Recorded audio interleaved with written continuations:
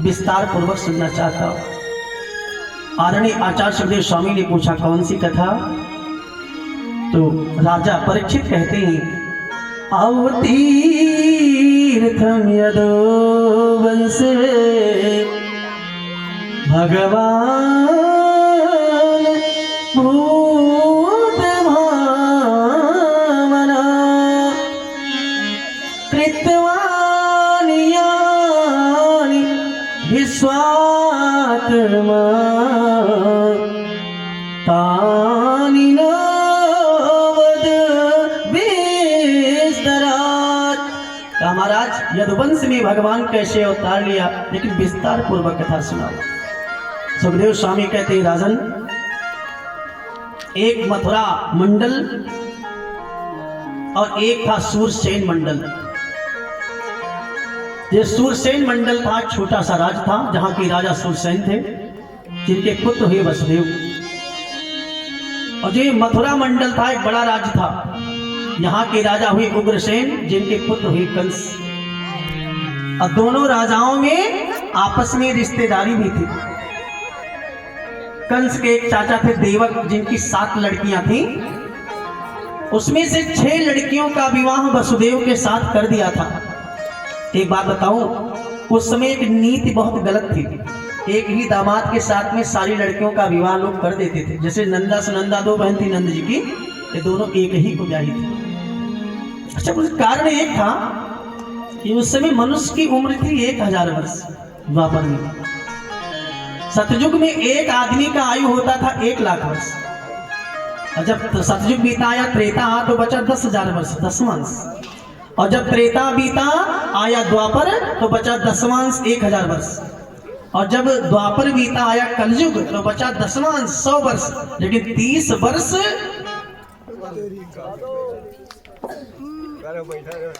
6 लड़कियों का विवाह वसुदेव के साथ कर दिया था।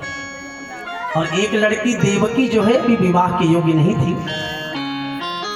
तो जिस समय ये कंस 11 वर्ष का हुआ, ये राजा जरासंध को जीत करके उसकी 2 लड़की हस्ती और प्राप्ति के साथ विवाह किया। और जब इसकी रानी हो गई तो ये राजा बनने के योग्य हुआ। तो इसने अपने पिता को जबरदस्ती जेल में बंद करके और स्वयं मथुरापुरी का राजा बन गया। अच्छा, जब अपने पिता को इसने दंडित किया तो चाचा घबराए।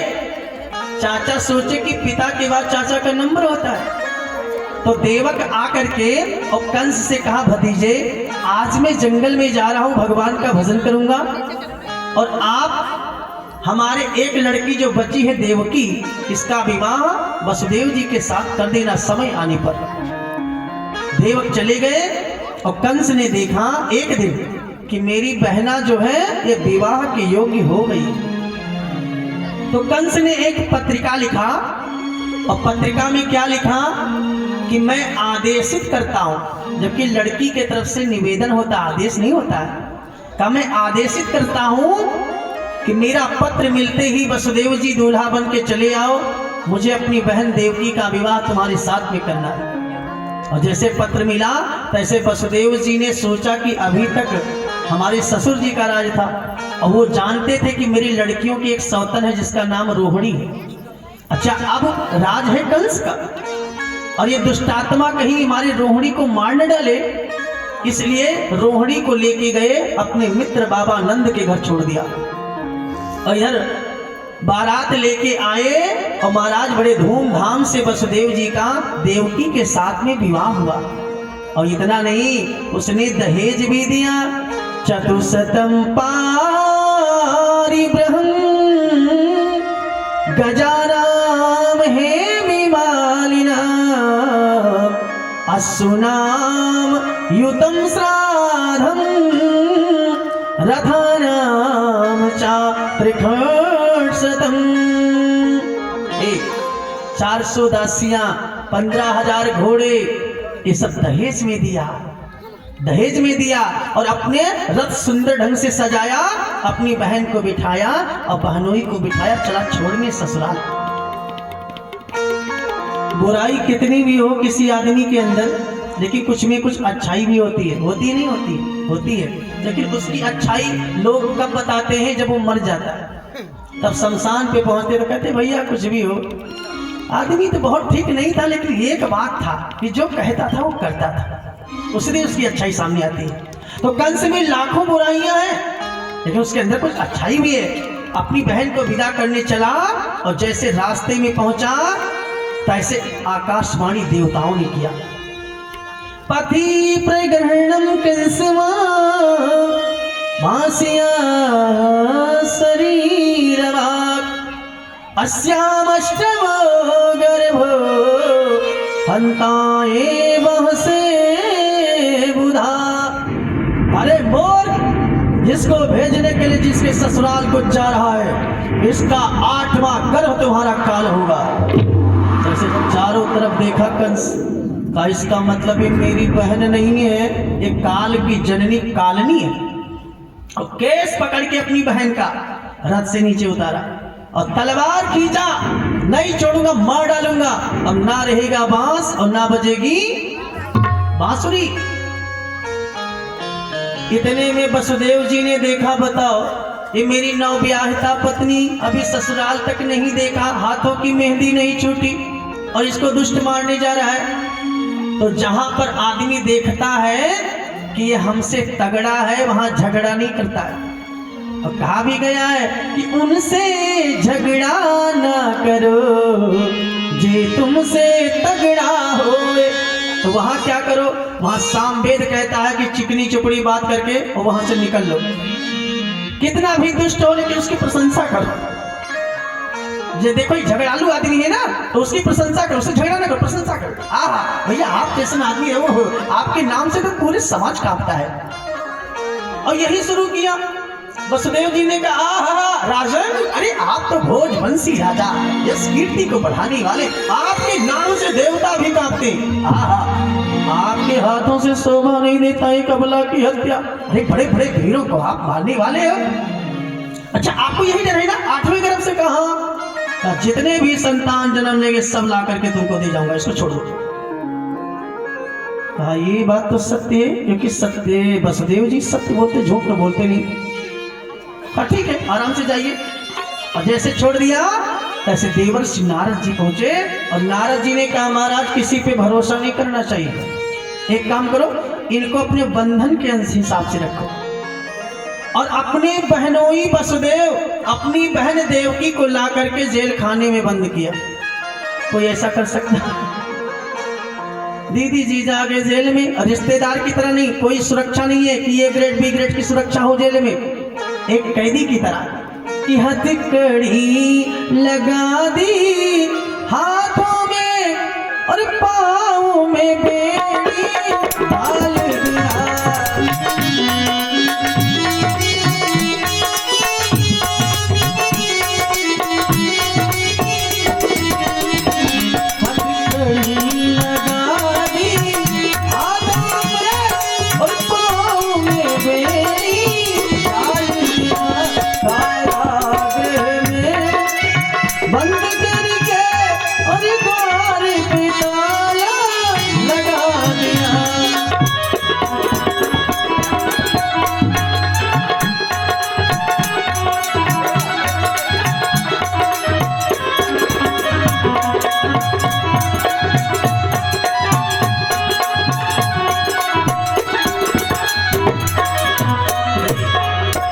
वर्ष बीता और महारानी देवकी के गर्भ से एक बालक का जन्म हुआ।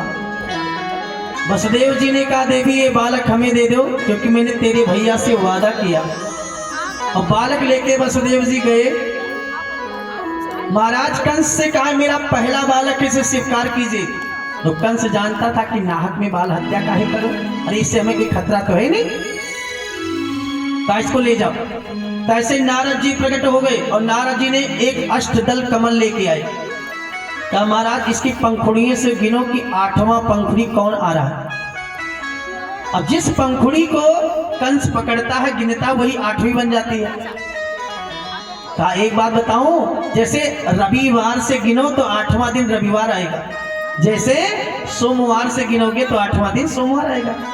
कहा आप देवताओं की चाल समझ नहीं पाओगे, अरे पहला हो 8वां, पहला 8वां हो सकता है, और 8वां हो पहला, और पहले के चक्कर में नहले पे दहला, और इतना मानो तू हमरा कहा राजा दी,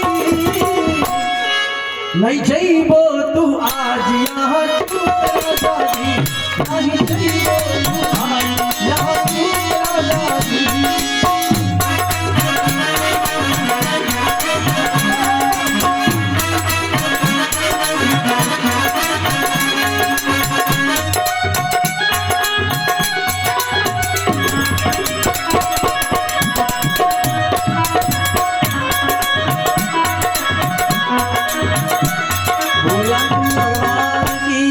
मैं अचूक बोलता हूँ, मिर्खा ना हुए देव ऋषवाणी।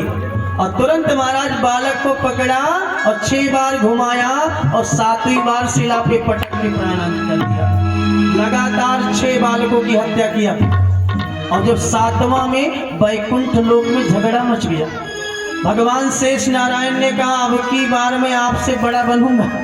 अब की बार लक्ष्मण छोटे थे, राम जी बड़े थे, कहा वनवास हुआ, रोते रोते चले गए, अब की गलती नहीं करूंगा, अब की बार बड़ा बनूंगा। तो भगवान ने कहा जाओ तुम 7वां में बन के आऊंगा 8वां, और 7वें गर्भ के रूप में शेष जी आए माता देवकी के गर्भ में, और 6 महीना बीत गया। तब भगवान को होश आया कि हमने जल्दबाजी में बड़ा गलत फैसला लिया, अगर इनका जन्म होता है तो कंस के द्वारा मारे जाएंगे। और तुरंत योग माया भगवती का स्मरण किया और योग माया प्रकट हुई। तो भगवान से पूछा कि विष्णु आप चाहते क्या हो? तो भगवान कहते हैं एक काम करो, आप इस समय गोकुल गांव को जाइए, देवक्या जठरे गर्भ शेषाख्यम धाम मामकम तत्सन्निकृष्णे रोहण्या उदरे सन्निवेशई।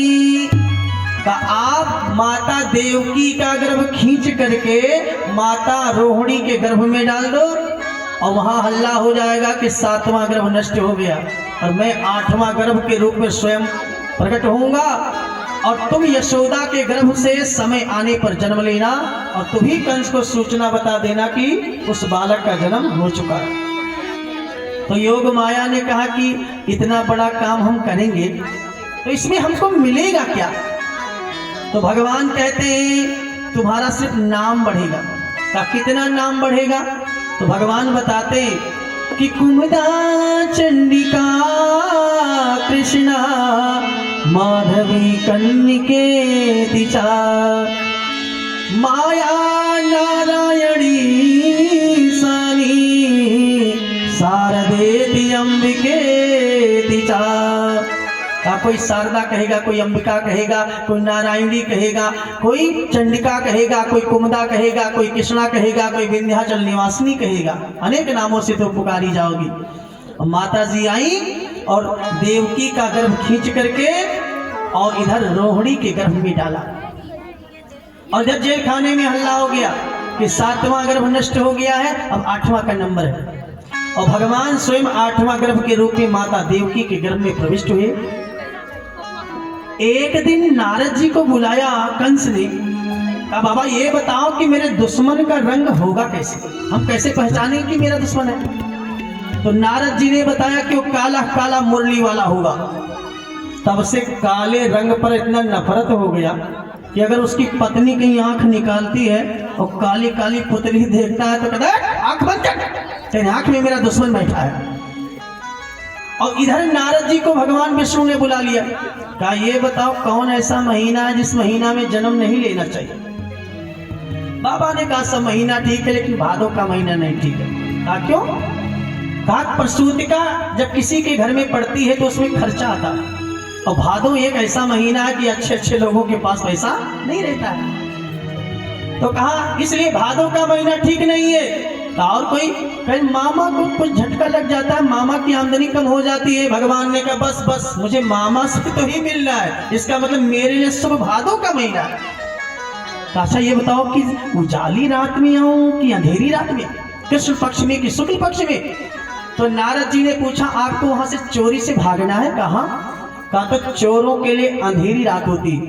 कहा सूर्य छिपे अधरी बदरी और चंद्र छिपे जब अमावस आए और चोर छिपे घन घोर निशा और मोर छिपे घन जंगल पाए और सुख छिपे त्याग मान से दुख छिपे मन का समझाए और कोटि उपाय करो तबहू इस चंचल नयन छिपे ना छिपाए। अगर आना है चोरों के लिए अंधेरी रात ठीक है, इसलिए भगवान ने कृष्ण पक्ष लिया। फिर पूछा 1 महीना में 16 तिथि होती है और कौन ऐसी तिथि है जिसकी पूजा नहीं होती है? का प्रतिपदा में नवरात्रि सब व्रत करते हैं, का द्वितीया को भैया दूज होता है ये भी पूजनीय है, का तीज हड़ताल का तीज कजरिक तीज ये भी पूजनीय है, का चौथ का गणेश चौथ ये भी पूजनीय है, का पंचमी का ऋषि पंचमी नाग पंचमी बसंत पंचमी ये भी पूजनीय है, का छठी का ललही छठ ये भी पूजनीय है, का सप्तमी का शुक्ला सप्तमी ये भी पूजनीय है, का अष्टमी तो खाली है, नवमी रामनवमी, 10वीं दशहरा, एकादशी विष्णु का व्रत, द्वादशी वामनावतार और त्रयोदशी भगवान शंकर का व्रत, चतुर्दशी को हनुमान जी पैदा हुए थे और अमावस्या और पूर्णिमा ये हमेशा पूजनीय रहा। 16 तिथि में 1 तिथि खाली मिली अष्टमी। भगवान ने फैसला ले लिया अब की बार अष्टमी को आऊंगा ताकि इसकी भी महत्व बढ़ जाए। तो अब ये बताओ कि दिन में आओ कि रात में आओ? नारद जी ने कहा दिन में आओगे तो बधैया नहीं आएगी, मामा की लाठी आ जाएगी। अगर रात में आओगे ना तो आप चोरी से भाग जाओगे, इसलिए रात ठीक है। और रात्रि ले लिया और रोहिणी मैया को प्रसन्न करने के लिए रोहिणी नक्षत्र लिया। महाराज भादों का महीना, तिथि अष्टमी, रोहिणी नक्षत्र और रात्रि के ठीक 12 बजे भगवान के आने का समय होने लगा। सभी देवता आकाश मंडल में, जबकि भादों के महीने में बदली छाई रहती है लेकिन आकाश आज निर्मल हुआ है और तारेगण आसमान में उपस्थित हैं, सभी देवता उपस्थित हैं। एक कवि ने बड़ा सुंदर भाव डाला यहाँ पे कि भादो आया बादल छाए और तारे गणे आकाश रहे। ताली बजाओगे नहीं बजाओगे? लगा था लड़की पैदा होने वाली है।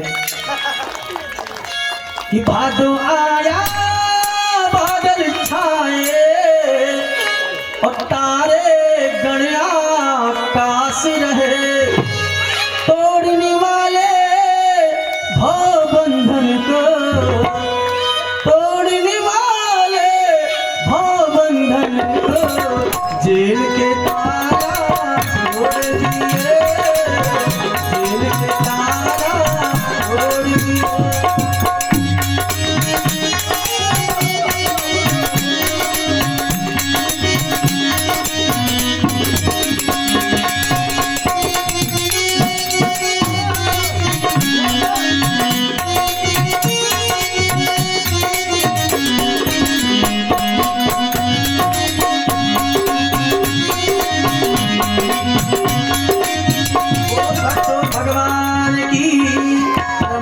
देवकी को बड़े जोर से दर्द हुआ और देवकी मैया ने हाथ जोड़ा, आंख बंद किया और उसी समय तमद्भुतम बालक मंबुजे चणम चतुर्भुजम शंख गदायुधायुधम श्रीवत्स लक्ष्मम गल शोभिकौस्तुभम पीतांबरम सांपयोदसो भगम। बोल चतुर्भुजी भगवान की जय हो, बोल चतुर्भुजी भगवान की जय हो। आंखें खोला, देखा 4 भुजा से सुशोभित मेरे भगवान पीतांबर ओढ़े हुए, शंख चक्र गदा बनवाला से विभूषित, मंद मंद मुस्कुराते हुए। मैया ने पूछा आप कौन है? भगवान ने कहा मैं तेरा पुत्र बनने आया हूँ। तो कहा आप बने क्यों नहीं? कहा पहले हमें कुछ कहना है उसके बाद बनना है। तो कहा कहना क्या चाहते हो? तो भगवान कहते हैं कि बाबा नंद घरे कि बाबा नंद घरे हमें पहुंचा दे, उधर से कन्या साथ आएगी।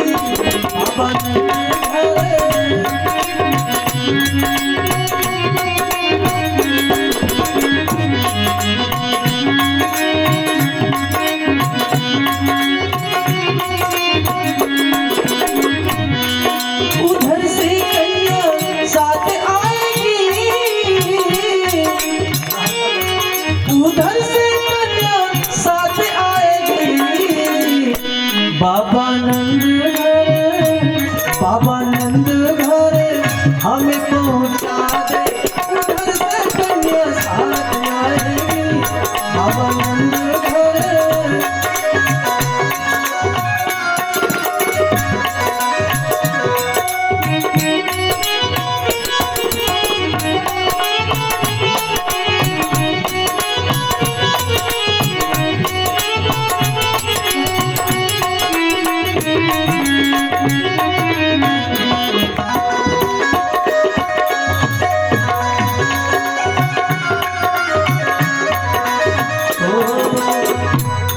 बताएंगे। नंद वसुदेव जी ने कहा मैं जा नहीं सकता गोकुल। कहा क्यों नहीं जा सकते? तो कहा सुनो, रिम झिम बरसे बदरिया, तुझे नहीं लाला हमके आज डगरिया।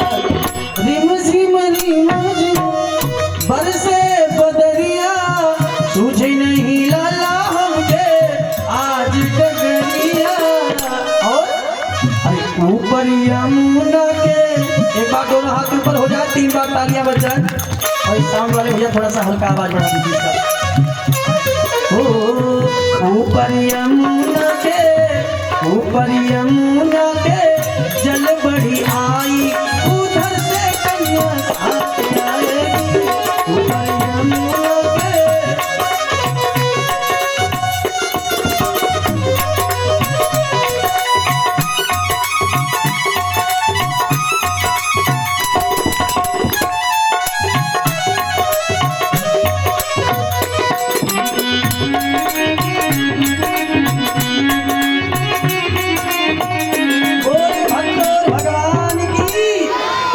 भैया तो कहा ये बताओ, हाथ की हथकड़ी पांव की बेड़ी देखते हो मैं कैसे जाऊंगा? और ये देखो कितना ताला लगा है गेट पे। तो भगवान ने कहा जैसे बनूंगा लाला, तैसे टूट जाएंगे जेल के। जोर से बोलो लाला। कि उधर मेरे आने से हड़बड़ी हो गई है, और इधर देखो टूट गई तेरी हथकड़ी है। हथकड़ी टूट चुकी है। पूरी तैयारी से आया हूं मैं, बस एक काम करो, जितना जल्दी हो सके मुझे यहाँ से गोकुल पहुंचा दो। अब पहला बच्चा है जो जेल से होते ही फरार हो रहा है, तालियां बजा दीजिए। बताओ जो श्री गणेश साई नमः जेल से फरार हो रहा है। भगवान कहते हैं कि होना जेलिया से हमको फरार, अरे होना जेलिया से हमको फरार, पहुंचा दे बाबा नंद गाँव में। जेलिया से हमको फरार,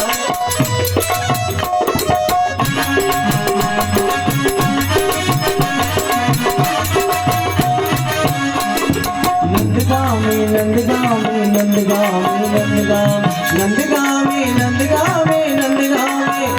मैं तो कब से हूँ, मैं तो कब से हूँ, मैं तो कब से हूँ रेडी तैयार, पहुंचा दे बाबा नंदगांव में। मैं तो कब से हूँ रेडी तैयार, पहुंचा दे बाबा नंदगांव में।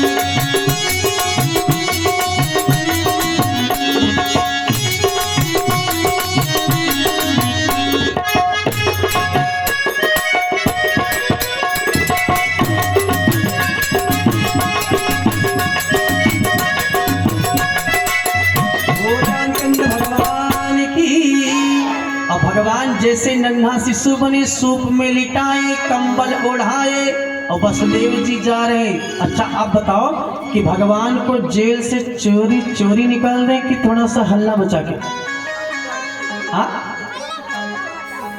कितने लोग करो हल्ला मचा के हाथ उठाओ। बाकी सब चोर बैठा है, चोरी से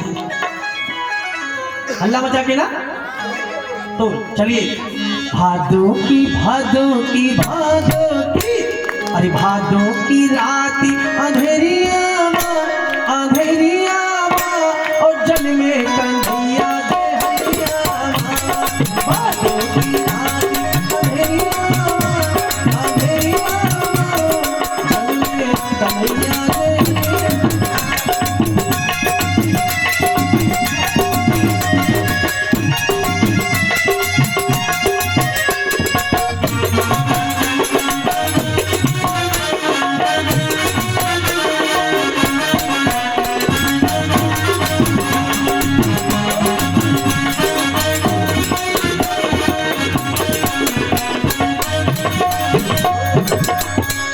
सुपुआ मिली के वसुदेव चले हैं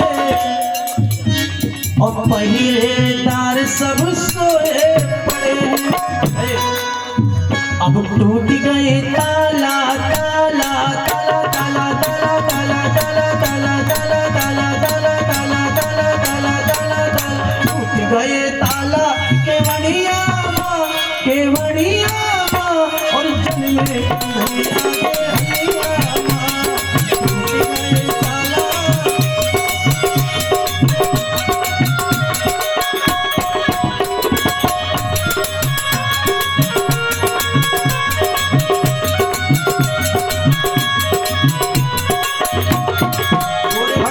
भगवान की। और जैसे जेल से बाहर हुए तैसे भगवान की नवा राशि मिलने चली आई। जब से प्रदीप पंडित जी ये जान पाए नहीं कि हमारा नवा राशि प्रदीप पांडे तबला वाले हुए, इनका आज मंदिर तक लेके गए हैं कि नवा राशि लोग कितना प्रेम आपस में रखते हैं। हमसे बताइए गुरु जी, जब से जाना है कि इनका नाम प्रदीप है, पता नहीं क्यों इनसे हमसे बड़ा प्रेम हो गया। भगवान का नाम घनश्याम है और बादल के नाम घनश्याम है। और जैसे बादलों ने देखा कि घनश्याम आए, तैसे वो भी घनश्याम चले।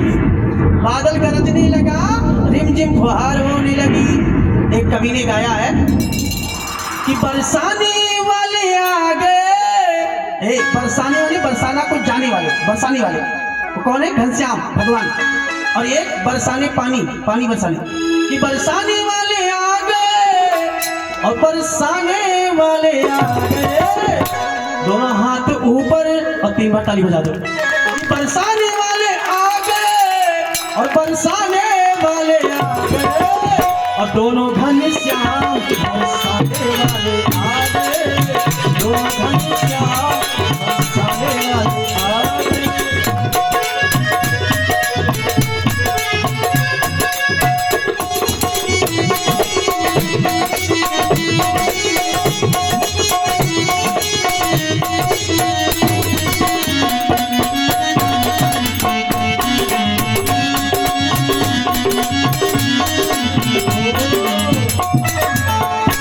और दोनों तरफ वाद्य यंत्र है। घनश्याम के पास में बिजली कड़क रही है और इधर बंसी बज रही है कि उधर बिजली कड़केगी।